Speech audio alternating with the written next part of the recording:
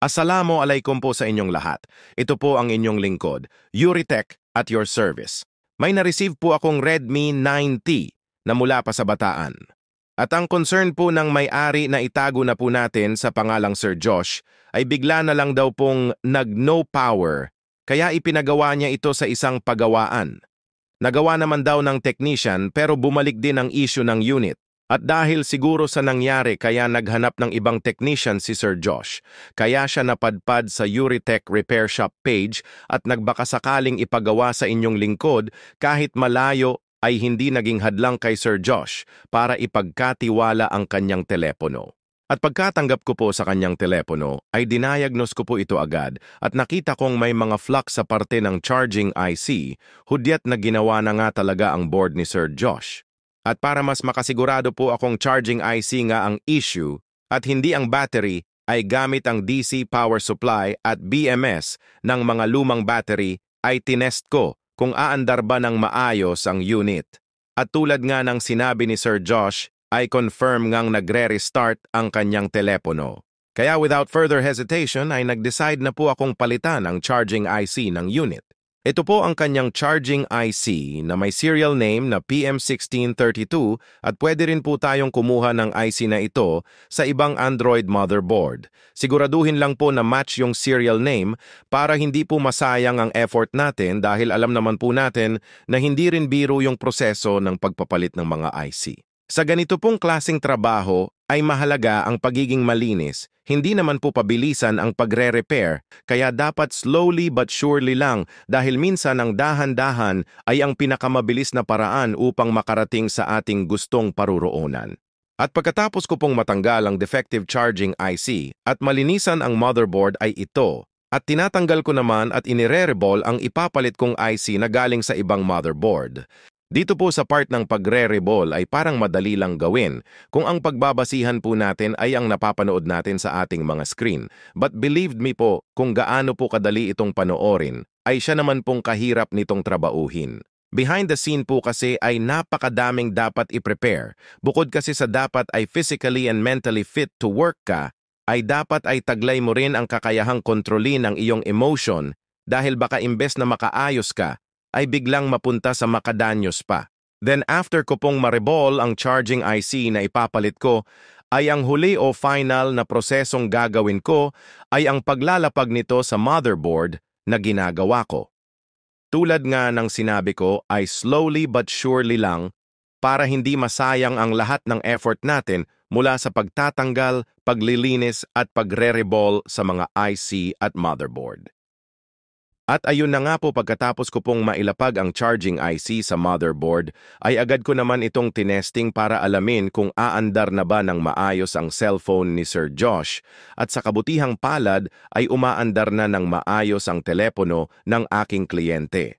At sa kabilang banda naman po ay nakatanggap po ako ng mensahe mula kay Sir Josh na humihingi ng update sa kanyang pinadalang telepono dito sa branch natin sa Quiapo na mula pa sa bayan ng Bataan. At dahil kagagawa ko lang ng cellphone ni Sir Josh, ay sinabi kong gawa na ang kanyang telepono. Pero inoobserbahan ko na lang para bago ko ipadala pabalik, ay makonfirm ko po munang maayos na ang kanyang cellphone. One eternity later. At makalipas ang halos kalahating araw ay hindi ko na rin nakitaan ng pagre-restart ang unit. So I assume na fully repaired na ang cellphone ni Sir Josh kaya nag-decide na akong pwede nang ipa-pick up ni Sir ang kanyang telepono. Pero makalipas lang ang isang araw ay nag-message agad si Sir Josh na wala pa daw 24 hours ay hindi na daw nag-o-open ang kanyang telepono. And upon knowing his concern, ay hindi na ako nagdalawang isip pa and I took all the responsibilities. Sa kahit ano pong klaseng negosyo, ay hindi po maiiwasan ng tinatawag na back job. Wala namang negosyo ang perpekto, pero dapat ang lahat ng negosyo ay responsable sa kanilang mga kliyente, lalo na kung ang pinag-uusapan ay tungkol sa back job. And to make the story short ay naibalik na sa akin ang back job na unit ni Sir Josh at agad ko naman itong dinayagnos at sa dami ng ginawa kong test ay iisa lang ang itinuturo ng lahat ng diagnosis ko. At ang may problema ay ang CPU chip. Very common naman sa Redmi model ang CPU issue kaya wala nang intro-intro pa ay sinimulan ko na ang proseso sa pagrebol ng CPU. Ang unang step ay tatanggalin po muna natin ang black glue na nakapalibot sa gilid ng CPU. Ang purpose ay para hindi po sumama ang mga maliliit na component like resistor and capacitor na may mahalagang role sa sistema ng CPU. Kapag malinis na ang gilid ng CPU ay humanap ng spot na sa tingin mo ay komportable kang sungkitin ang gilid ng CPU para tuklapin. At kung mapapansin nyo po na tinanggal ko yung isang resistor ay dahil dyan sa side na yan, akong komportable na sungkitin ang CPU. At mamaya ay ibabalik ko rin naman yung resistor dyan sa location niya. At kapag malinis na ang CPU ay lagyan ito ng flux sa gilid para hindi tumalsik ang mga maliliit na component habang ito'y tinatanggal. Sayang at hindi ko po naipakita ang pagtatanggal ko ng CPU pero ang trick ko po kasi sa pagtatanggal ng mga malalaking chip ay dapat naka 90 degree ang nozzle o ang hawakan ng hot air blower ko sa motherboard. Ang unang purpose ko po ay para maliit ang chance na ma-overheat ang ibang component at ang pangalawang purpose ko naman po ay para pantay ang daloy ng init sa mismong tinatanggal kong piyesa tulad ng CPU na ito. Ang tanong ay paano ba natin malalaman na posibleng na-overheat ang motherboard? Posibleng na-overheat ang motherboard kapag ang tinanggal natin na piyesa ay lahat ng kanyang balls ay hugis bilog lahat. Dahil ang almost perfect na pagtatanggal ng IC ay dapat ang mga balls ay flat, kahit hindi man lahat. Basta ang importante ay may area na flat ang mga balls. At kung makikita nyo po dito sa pinagtanggalan ko ng CPU, ay may mga area na flat ang balls at may mga area din na bilog ang balls. Kaya it's safe to say na hindi ito na overheat. Pero kung ang makikita natin dyan ay bilog lahat ang balls, ay asahan natin na posibleng maliit na ang chance na mag-success pa ang ating ginagawa. Hindi ko naman po sinasabing wala ng pag-asa, ang pinupunto ko po ay lumiliit ang posibilidad na magtatagumpay tayo sa ating pagre-rebol. Pagkatapos pong tanggalin ang CPU ay linisang mabuti ang motherboard, tanggalin ang black glue ng may kasamang pag-iingat dahil malaki ang tsansa na matanggal ang mga pads sa motherboard. Ang ganitong skill ay hindi nakukuha sa pamamagitan lang ng panonood-nood lang ng mga videos. Kailangan rin po natin ng patong-patong na pag-iensayo para magkaroon ng muscle memory ang ating mga kamay kung papaano ito gawin ng tama. Kapag malinis na po ang board, ay ang susunod naman po nating lilinisin ay ang mismong CPU. Katulad ng paglilinis ng motherboard na may kasamang pag-iingat, ay kahalintulad lang din dapat ang ating paglilinis sa mismong CPU.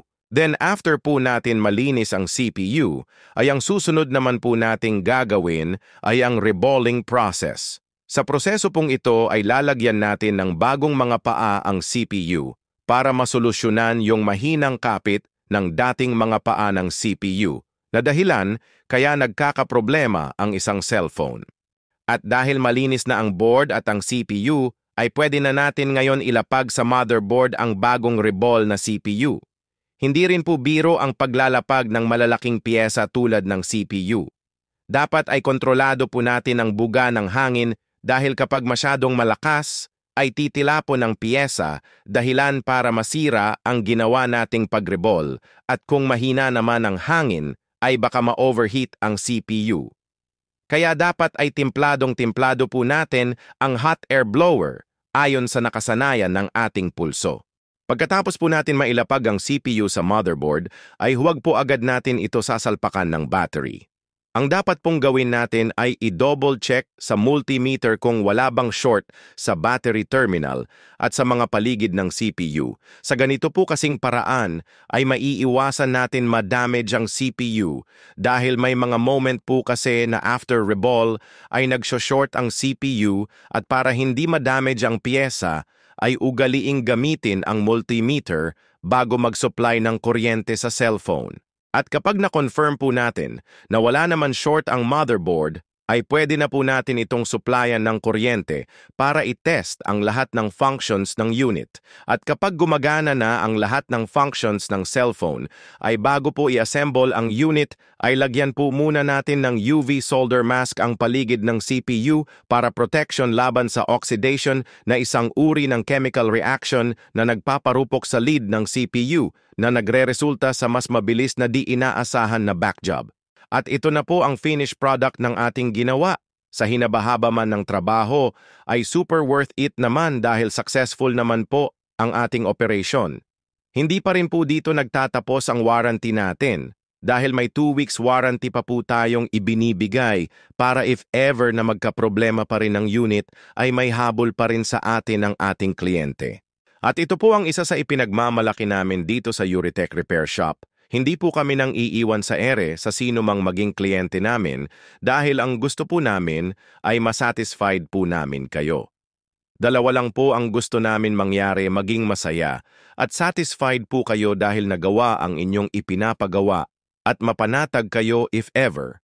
Magkaproblema po ang aming serbisyo. Wala naman pong perpektong negosyo pero makakaasa po kayong dito sa Euritech Cellphone Repair Shop ay hindi po namin kayo pauuwiin ng may daladalang sama ng loob. Asahan nyo pong ibibigay po namin ang inyong karapatan at sana po ay maging ganun din po kayo sa amin. Sana po ay nag-enjoy kayo sa panonood at the same time po ay natuto sa video natin ngayon. Ako nga po pala ang inyong lingkod Euritech at your service. Antabayanan po ninyo ang mga susunod ko pang video na bukod sa kaaya-ayang panoorin ay kapupulutan pa ng kaalaman. At para lagi po kayong updated sa mga susunod ko pang video, ay huwag nyo pong kalimutang i-follow ang ating Facebook page at YouTube channel. Hanggang sa muli po, salamat! At shoutout nga po pala kay Boss Yuhan M. Maraming salamat po sa panonood sa ating mga videos. Naway marami pang tulad mo ang makapanood at matuto sa ating mga content.